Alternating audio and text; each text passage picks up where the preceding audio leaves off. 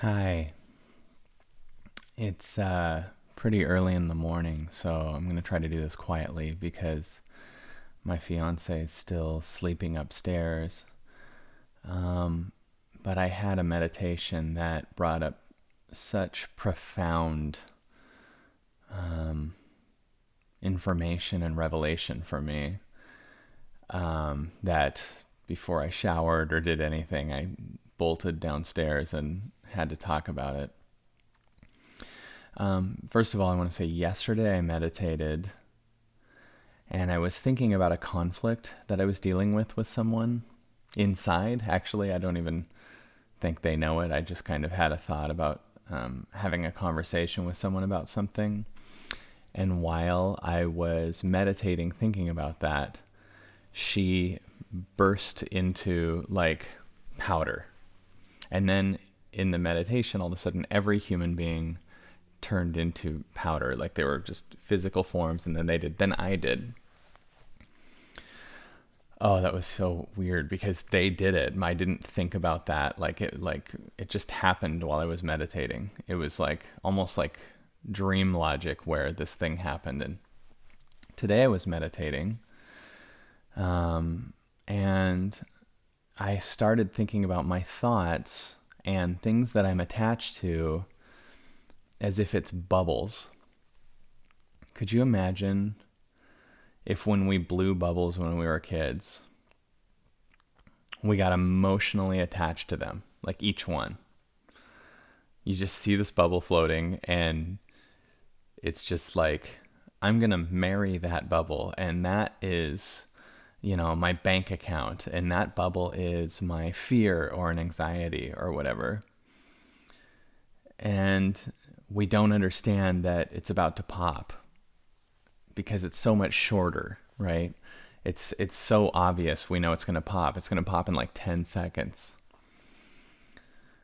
And when we think who we are is the relationship we're in, or the job we're in, or who we are. I'm not saying we can't have those things, but if we think that's who we are, then we're just identified with the shell, and we forget that we're also a bubble too that's going to pop. Then we're just obsessed with the form and not what's behind it.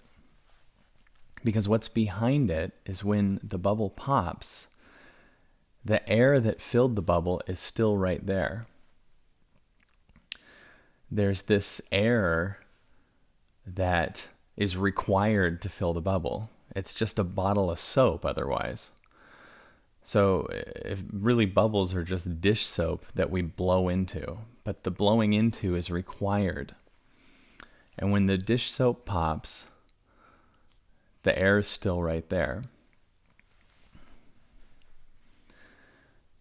Let's think about that, because I really believe more and more the insanity of where all of our pain comes from is attaching more to the form of our thoughts, of the body, of a concept like a relationship, of an anxiety.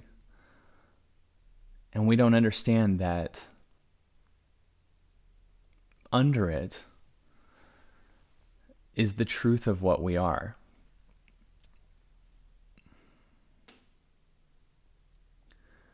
What would happen if we connected also to the air that's inside of the bubbles?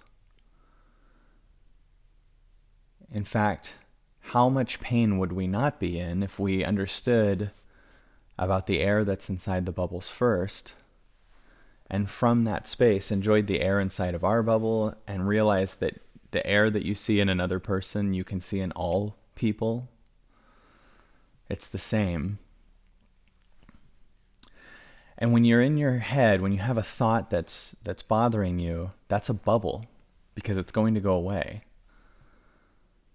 But the reason stressful thoughts show up and fixie thoughts and anxiety thoughts show up is because we're attaching to the temporary and not the permanent. It's weird because the last 2 days, both things were so similar. I'm thinking about yesterday's meditation where I'm talking to this person and she just turns into dust, and then so do I, and I realize there's no conflict here. The conflict that I had in my head about that conversation was going to be from one bubble shell to another bubble shell. But when you discover that all of us are about to turn into dust, you go, why am I holding on and attaching to the temporary, not the permanent? Instead of only falling in love with the concept of a person, also fall in love with the space between you and the person and everywhere around. Fall in love with the space inside you. That's much more permanent. And you can't find it with your mind. When your mind tries to do it, that's like a bubble trying to find the air. All the bubble can see is other bubbles.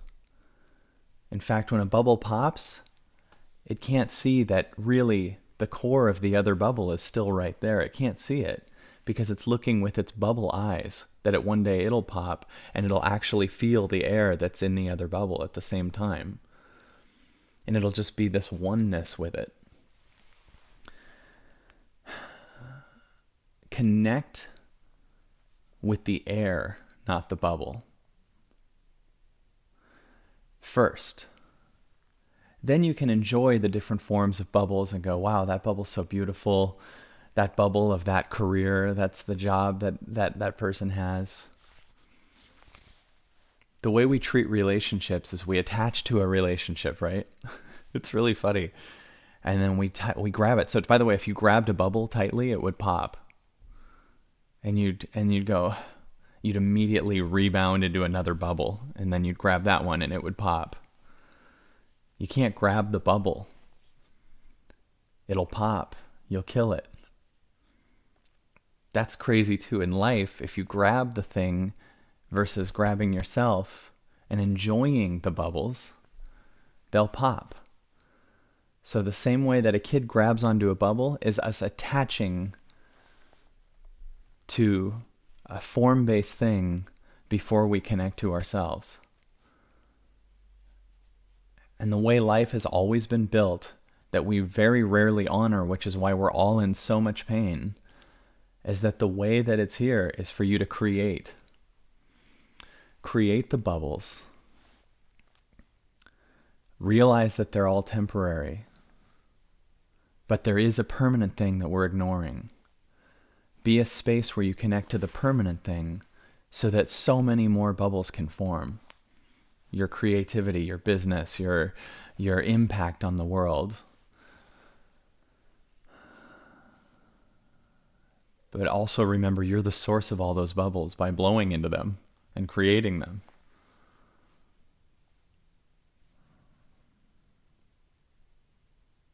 So when you go, what do I do? That's a bubble thought. Instead go, what am I? And then feel. Feel with your body. And when you find your mind trying to feel, just be the body that's the space, be the air that's loving the bubble that's trying to feel.